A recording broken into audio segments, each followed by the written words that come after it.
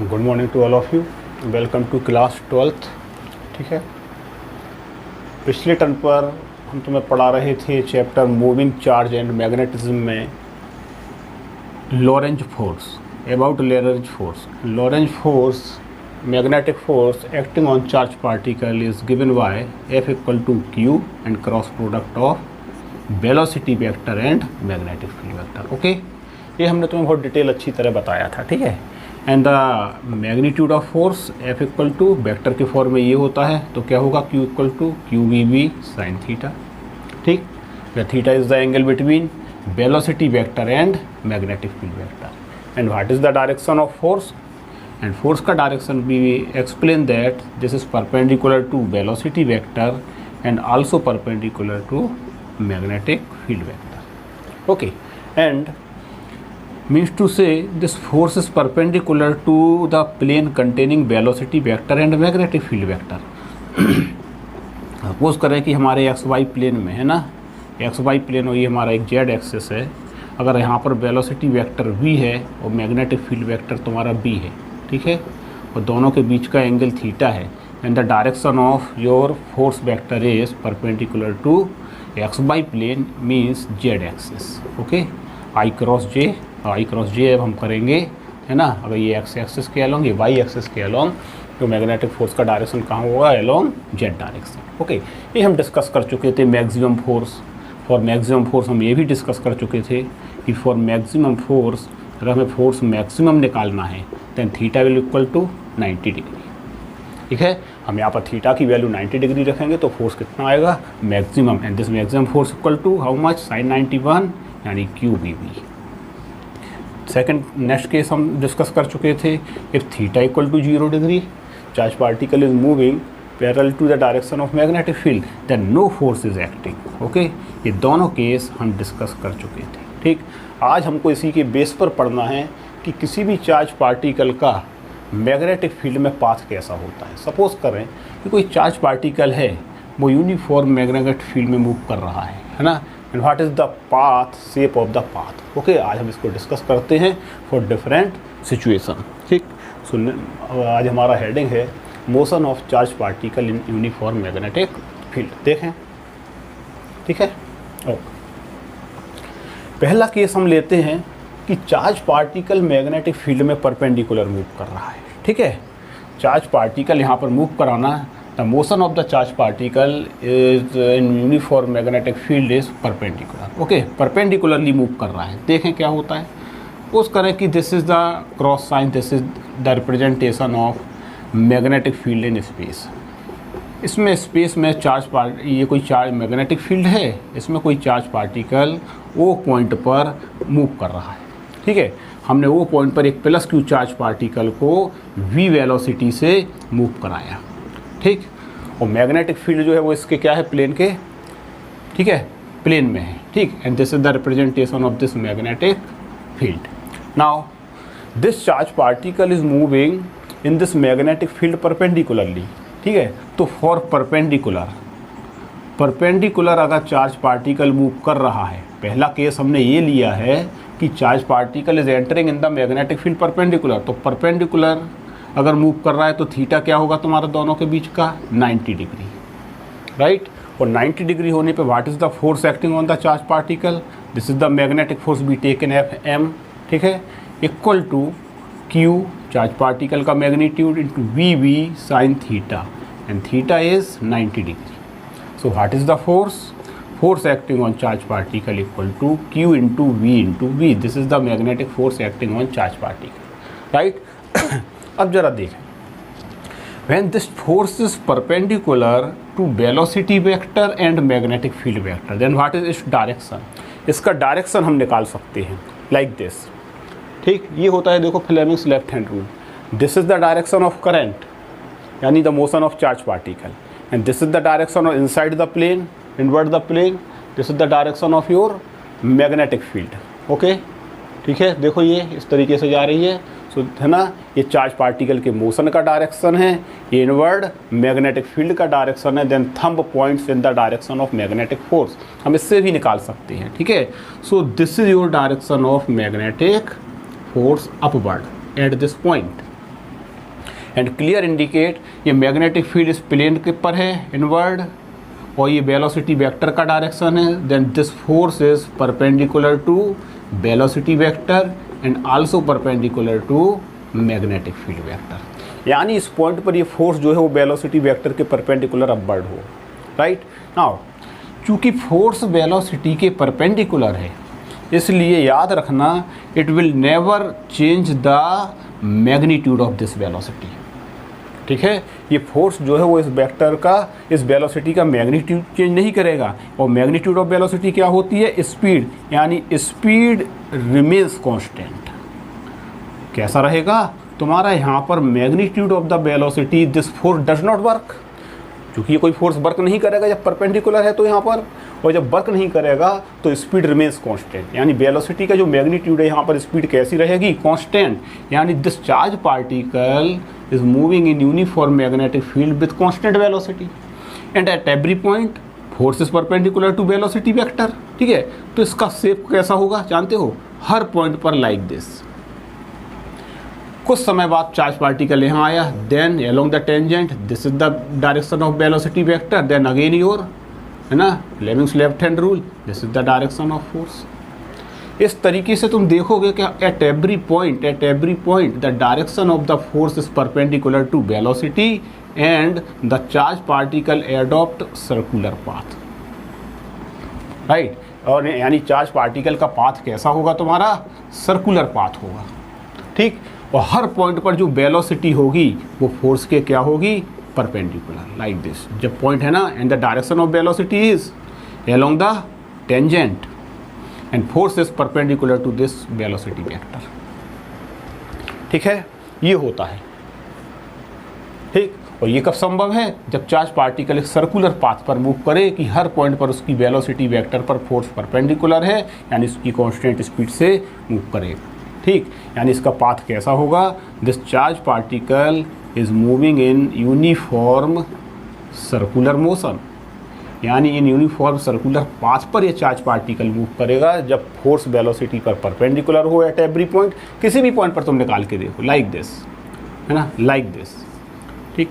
Along this tangent, this is the direction of force, this is the direction of force. इस point पर this is the direction of velocity, then this is the direction of force, ठीक। यानी charge particle adopt a circular path, ठीक। And for revolving in the circular path this force, which types of force is required? Most important one, centripetal force. यानी इसका path कैसा होगा? Charge particle का path magnetic field में कैसा होगा? Circular.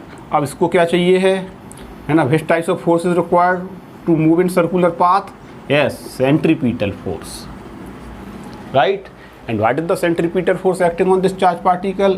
Fc ले लेते हैं सेंट्रीपिटल के लिए, ओके। कोई भी सिंबल हम ले लें, Fc, and this force equal to, we know that mv square upon r. r is the radius of the circular path, v is the speed of charge particle and m is its mass. m क्या होगा उसका? mass, equation 2. and this centripetal force is provided by this magnetic force. Centripetal force कोई अलग से force नहीं है, जो magnetic force charge particle पर एक्ट हो रहा है वही यहाँ पर मैग्नेटिक फोर्स का काम करेगा। इसका मतलब from equation 1 and 2 both are equal, then be substitute from equation 1 and 2, देखें, ठीक है, इसको हटा दें, then from equation 1 and 2, equation 1 and 2 से हमारे पास क्या है? Magnetic force this will be provide, this provide centripetal force, यानी बोथ आर इक्वल। और जब दोनों इक्वल होंगे तो क्या होगा? Q V V this will be equal to M V square upon R, right, ये आएगा, ठीक है। यहाँ पर देखो उस स्टेप कैंसिल हो रहा है, V, so R equal to M V upon Q V, ठीक, राइट। यानी अगर चार्ज पार्टिकल मैग्नेटिक फील्ड में परपेंडिकुलर एंटर कर रहा है, and what is the shape of path of charge particle? Circular path. और उसके हेल्प से हमने उस सर्कुलर पाथ का क्या निकाल लिया? Radius. This is the radius of circular path, ठीक है। ये होता है सर्कुलर पाथ का radius, R equal to M B upon Q B. और भी कई टर्म है जो हम यहाँ निकाल सकते हैं। देखो क्लियर इंडिकेशन यहाँ पे है, mass into velocity of charge particle, this becomes, आगे आकर के हम है ना एक्सप्लेन करेंगे, this becomes momentum, Q is charge of charge particle and V its velocity. ठीक है, नाउ नेक्स्ट पॉइंट कनेक्टेड है इसी से। हम इसका, चूंकि चार्ज पार्टिकल सर्कुलर पाथ पर रिवॉल्व कर रहा है, यानी हम इसकी क्या निकालेंगे यहाँ पर, time period, period of revolution. Okay, पहले टाइम पीरियड निकालें, पीरियड ऑफ रिवोल्यूशन और time period. Suppose to complete one revolution charge particle is taken one capital T time. ठीक है, so time equal to distance upon speed, and to complete one revolution time taken is known as time period. T equal to distance covered in one revolution, circumference 2 pi r upon with speed v. So T equal to 2 pi r upon v, and substituting the value of r, so T equal to 2 pi upon v into m v upon qv. So one v cancel, then time period becomes T equal to 2 pi m divided by Q। ठीक है, note down कर लें इसको, very important relation, ये दोनों important relation है। ठीक है, बहुत इंपॉर्टेंट है। This is the radius of circular path and this is the time taken to complete one revolution. एक इंपॉर्टेंट इंप्लीकेशन यहाँ से है, देखना जरा।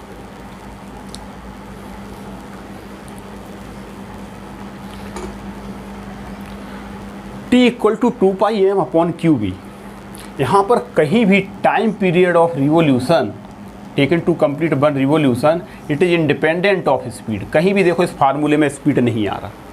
क्या टाइम पीरियड स्पीड पर डिपेंड करेगा? नहीं कर रहा है। ओके, इसका मतलब ये है अगर स्पीड बढ़ेगा तो ऑटोमेटिकली क्या बढ़ जाएगी उसकी, चूँकि हमको मालूम है कि R इक्वल टू क्या है, mv अपॉन QV, है ना। अगर रेडियस, अगर टाइम स्पीड बढ़ेगा तो उसका ऑटोमेटिकली क्या बढ़ जाएगा, उसका रेडियस भी। यानी अगर मान करके चलो टू डिफरेंट सर्कुलर पाथ हैं, if v1 is greater than v2, then तुम्हारा अपने आप automatically radius will change, r1 is greater than r2। इसको हम ऐसे समझ सकते हैं कि अगर मान करके चलें कि एक सर्कुलर पाथ ये है, ओके, ये है, इसकी रेडियस r1 है, स्पीड v1 है। अगर सर्कुलर पाथ इस तरीके से अगर चेंज हो जाए, है ना, ये radius r2, then its velocity becomes, ये v1 है, ये वेलोसिटी इसकी v2। इसका मतलब अगर अब हम इसको चेंज कर दें, हमने किसको, रेडियस को ज़्यादा लिया, r2, यानी r2 is greater than r1, then definitely their speed will increase, but time period will remains unchange in the both cases, t1 and t2, and t1 equal to t2। यानी time period is independent of the speed of the charge particle for revolve, है ना, for revolving in circular path. जब charge particle circular path पर revolve करेगा तो इसकी time period जो होगा वो स्पीड पर क्या होगा, independent, right. This is very important point. हाँ, next point is frequency period of, है ना, नंबर ऑफ रिवोल्यूशन। इसको हम बोलते हैं साइक्लोट्रॉन फ्रिक्वेंसी भी बोलते हैं, एक टर्म है। ठीक है, नाउ फ्रिक्वेंसी, और फ्रिक्वेंसी हम सभी लोग जानते हैं, number of revolution completed in 1 second, है ना, और number of revolution completed in 1 second denoted by nu, and this will be equal to the reciprocal of time period. Nu और F, we take in F, okay. So nu equal to 1 upon 2 pi M upon Q V, then nu equal to Q V upon 2 pi M. In the same manner frequency is also independent of speed, है ना, as in the case of time period. So this is your frequency। ठीक, next step, when charge particle is moving with speed then it have kinetic energy also। So formula for kinetic energy देखें, this is the formula for frequency। now formula for kinetic energy, ठीक है, बहुत interesting और सरल topic है ये, ठीक है, लेकिन पेपरों में पूछा बहुत जाता है ना। काइनेटिक एनर्जी देखें, kinetic energy is given by due to speed और motion k equal to half m v square, okay. And what is the value of v, r equal to होता है mv अपॉन qv, यहाँ से हम v की value निकालें, r into qv divided by m, and इसकी इस value को यहाँ सब्स्टिट्यूट कर दें, and what is the kinetic energy, half m into r square q square v square upon m square, and 1m is cancel. So what is kinetic energy?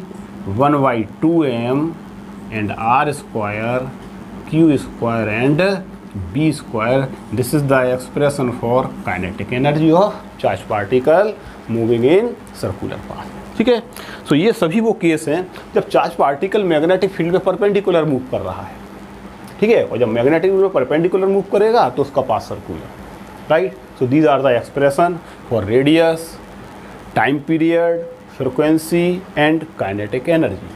ठीक है, एक और फार्मूला होता है, देखो हम रेडियस का फार्मूला लिख करके दिखा रहे हैं तुम्हें मिनट. ठीक है,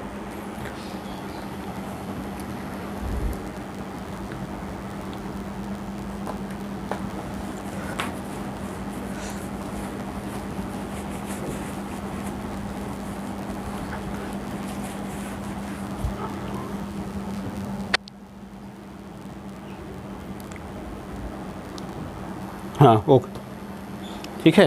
देखें, एक फार्मूला और होता है यहाँ पर, इन terms of radius in terms of this kinetic energy. ठीक है, नंबर लिखें इसको 4, है ना, इस तरीके से नोट डाउन कर लें. और ऐसे 4th पॉइंट सपोज करें R equal to M V upon Q V and kinetic energy K equal to half M B square. So we can also write this formula 2m into k. 2 का multiply करके दोनों तरफ किसका multiply कर दें, मास का. So this becomes m square into v square. And what is the value of mb? So mb equal to root of 2mk. इसको इस तरफ लाओ, दोनों तरफ m से क्या किया हमने, multiply. Substitute this value in this formula. So what is the radius? R equal to s root 2mk divided by q into V. याद रखना, this is the formula for radius in terms of kinetic energy. बहुत से सवाल आते हैं charge particle के लिए, एक इलेक्ट्रॉन हो एक प्रोटॉन हो, ठीक है, उनको सेम काइनेटिक एनर्जी से हम एक्सेलरेट करा दें, उनका रेशियो पूछेगा. अगर मैग्नेटिक फील्ड सेम है तो डिपेंड ओनली ऑन मास, और अगर सेम चार्ज पार्टिकल्स हैं तो चार्ज और मास सेम होंगे, सेम मैग्नेटिक फील्ड में डिफरेंट काइनेटिक एनर्जी से मूव करे, then R is proportional to root K. तो इस तरीके से जो भी क्वेश्चंस में चेंज कराता जाए इस फार्मूले में, उन्हीं कंसर्न क्वांटिटियों को चेंज कर करके, है ना, हम वेरिएशन निकाल सकते हैं, राइट. इस तरीके के कई क्वेश्चन तुम्हारे यहाँ पर हैं. ठीक है, हम इनको हल करेंगे. Now different case. अब हम केस लेते हैं चार्ज पार्टिकल, सपोज करो कि मैग्नेटिक फील्ड में परपेंडिकुलर एंटर ना कर रहा हो. ठीक है, परपेंडिकुलर एंटर ना कर करके वो कैसे मूव कर रहा हो, can have any angle. Suppose करो 30 डिग्री, 60 डिग्री या 45 डिग्री का एंगल मैग्नेटिक फील्ड में बना रहा हो, फिर क्या होगा देखो जरा. ठीक ना, परपेंडिकुलर एंटर नहीं कर रहा है, बल्कि परपेंडिकुलर ना एंटर करके कैन हैव एनी एंगल. देखें इसका पाथ क्या सर्कुलर होगा, और अगर सर्कुलर नहीं होगा तो क्या है. ठीक, देखते हैं. पेन ठीक है, हाँ. We have this magnetic field, ठीक, represented by this sign inside the plane. ठीक है, magnetic field, and at this point O this plus q charge particle. ठीक है, हम ये ले लेते हैं कि जो magnetic field in the plane inside है वो represented by this direction. Okay, this is inward the plane, है ना. So this is the direction of your magnetic field, and in this magnetic field charge particle moving with this velocity. Now this velocity makes an angle theta with the direction of this magnetic field. Okay? अगर ये perpendicular होता तो कैसा angle होता, वो कैसा path होता, circular path. अब ये वेलोसिटी वेक्टर जो है वो इस मैग्नेटिक फील्ड में परपेंडिकुलर एंटर नहीं कर रहा, बल्कि थीटा एंगल बनाते हुए एंगल कर रहा है. इस वेलोसिटी के हमको 2 कंपोनेंट यहाँ पर लेना पड़ेंगे. ठीक है, ठीक, पहला कंपोनेंट होगा तुम्हारा पैरेलल, और पैरेलल कंपोनेंट क्या होगा, ये parallel to direction of magnetic field, और एक कंपोनेंट हमारा क्या होगा, perpendicular, like this. So what is parallel component, base upon hypotenuse. Okay, so V cos theta. ठीक है, ये हमको मालूम है, बेस अपॉन हाइपोटेन्यूज, है ना. तो बेस कितना हो जाएगा parallel, hypotenuse into cos theta. इसी प्रकार से परपेंडिकुलर कंपोनेंट क्या होगा, परपेंडिकुलर अपॉन हाइपोटेन्यूज, यानी V sine theta. Now theory सुनना जरा। थोड़ी देर पहले जब हमने ये दोनों केसों में फोर्स निकाला था, जब वेलोसिटी और मैग्नेटिक फील्ड दोनों सेम डायरेक्शन में हैं, जब पैरेलल कंपोनेंट ऑफ ये वेलोसिटी और magnetic field both are in same direction, then what is the force? Force acting due to velocity का parallel component v parallel component into b sine 0, right. So this is the force along this direction. अगर हम F1 ले लें then F1 equal to 0। और अगर perpendicular जब magnetic field के component जब वेलोसिटी का परपेंडिकुलर है मैग्नेटिक फील्ड, तो परपेंडिकुलर क्या होगा? ये पैरेलल फोर्स के पर 0, और परपेंडिकुलर फोर्स क्या होगा? Q v perpendicular into b, okay, ये होगा या नहीं? और ये कंपोनेंट तुम्हारा क्या है? QVB साइन, ठीक है, साइन क्या होगा तुम्हारा? 90, ठीक है। तो देखो वही चीज़ आ जाती है, फिर ये 90 है इसकी वजह से। तो देखो जब कोई फोर्स काम नहीं कर रहा है तो ये चार्ज पार्टिकल जो होगा वो ट्राई करेगा कि मैग्नेटिक फील्ड के अलोंग मूव करे, यानी स्ट्रेट लाइन। इस पार्ट की वजह से कैसा पाथ होगा? स्ट्रेट लाइन, ठीक है। और जो परपेंडिकुलर कंपोनेंट है ये कैसा ट्राई करेगा? अगर फोर्स, अगर वेलोसिटी केवल मैग्नेटिक फील्ड के परपेंडिकुलर है तो ये क्या ट्राई करेगा कि पाथ कैसा हो? सर्कुलर। और दोनों का कंबाइंड इफेक्ट जानते हो क्या होगा? सर्कुलर भी और आगे की ओर स्ट्रेट लाइन भी, लाइक दिस, ठीक। So this is the path. और इस पाथ का मतलब इसका कंबाइंड इफेक्ट क्या होगा? यानी चार्ज पार्टिकल इस कंपोनेंट की वजह से सर्कुलर पाथ एडॉप्ट करेगा और पैरेलल कंपोनेंट की वजह से आगे की ओर डिस्टेंस भी कवर करेगा, यानी इस path overall effect becomes spiral helical path. यानी इसका पाथ कैसा होगा? Helical, helical path. और इसी को क्या कहते हैं हम? हेलिक्स, ठीक है। दिस इज, आ गया समझ में? यानी कंबाइंड इफेक्ट है ना, combined effect of both component of velocity. देखो अगर ये कंपोनेंट नहीं होता कहीं, है ना, और केवल परपेंडिकुलर वेलोसिटी मैग्नेटिक फील्ड के होती तब पाथ कैसा हो जाता? सर्कुलर। लेकिन यहाँ पर चूंकि इसका भी कंट्रीब्यूशन है और ये पैरेलल कंपोनेंट ऑफ वेलोसिटी का कंट्रीब्यूशन है, तो ये कोशिश कर रहा है परपेंडिकुलर कंपोनेंट सर्कुलर हो और ये कोशिश कर रहा है कि स्ट्रेट लाइन, राइट। और पाथ का कंबाइंड इफेक्ट ये होगा। अब हमको इसका निकालना है रेडियस। अब यहाँ पर ज़रा देखें कि सर्कुलर पाथ की रेडियस क्या होगी। तो सर्कुलर पाथ की जो रेडियस होगी, जो हेलिकल पाथ है, नॉट सर्कुलर, क्या कहना चाहिए? हेलिकल पाथ, उसका रेडियस होगा MB and this is due to perpendicular component. So MB perpendicular upon Q into V, ठीक है, दिस इज द रेडियस। तो क्या होगा तुम्हारा? R equal to MV sine theta upon Q into V। This is the radius of circular helical path, not circular, इसको क्या कहेंगे हम? हेलिकल पाथ की रेडियस। देखो अगर कंप्लीट थीटा 90 डिग्री कर दोगे तो R इक्वल टू क्या बचेगा? Sine 91 MB upon QV। वही केस आ जाएगा जो कंप्लीट सर्कुलर वाला है, ठीक है। और अगर 0 कर दोगे कंप्लीट, यानी केवल चार्ज पार्टिकल मैग्नेटिक फील्ड के पैरेलल मूव करे, तो रेडियस होगी ही नहीं, उसका पाथ कैसा होगा? Straight line, because sine 0 is 0, ठीक है, ये आ जाएगा, ठीक। So this is the radius of helical path. इसी प्रकार से हम इसका टाइम पीरियड भी, टाइम पीरियड तो इंडिपेंडेंट है स्पीड के, तो time period will remain same. T equal to time period क्या होगा तुम्हारा? T equal to 2 pi m upon QV। जो हेलिकल पाथ है वो अपना एक स्पाइरल पाथ कंप्लीट करने में कितना टाइम लेगा? 2 पाई m अपॉन QV, ठीक।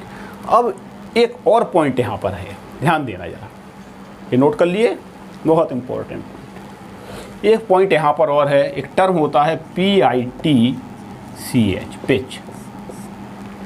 एंड पिच इज द, जब हेलिकल पाथ पर चार्ज पार्टिकल आगे को भी मूव कर रहा है तो बिटवीन टू सेंटर्स, जो टू सेंटर्स, दो हेलिकल पाथ के सेंटर्स के बीच का जो डिस्टेंस चलेगा charge particle, that is called, यहाँ से हटा देते हैं, that is called your pitch. यानी pitch is the distance covered along the direction of magnetic field with parallel component. किस कंपोनेंट से कवर करेगा ये डिस्टेंस आगे की ओर? Parallel component. यानी actual the distance complete in one complete revolution, यानी वन कंप्लीट रिवोल्यूशन में जब दो सेंटर्स के बीच का डिस्टेंस होगा या नहीं, वो कहलाता है पिच। और पिच इक्वल टू डिस्टेंस, और distance equal to speed into time, और time period is t and which component is covered this distance? Parallel. So pitch P equal to V parallel means V cos theta into time period t. That is the formula for pitch, and substitute the value of t is, है ना, so P equal to V cos theta into 2 pi m upon QV. This is the formula for pitch. Okay, this is the formula for pitch in spiral or helical path. ठीक है, this is very important topic and one, है ना, concept, the path of the charged particle in magnetic field. ठीक है, अब इसके आगे का तो मैं अगले टर्न पर पढ़ाएंगे.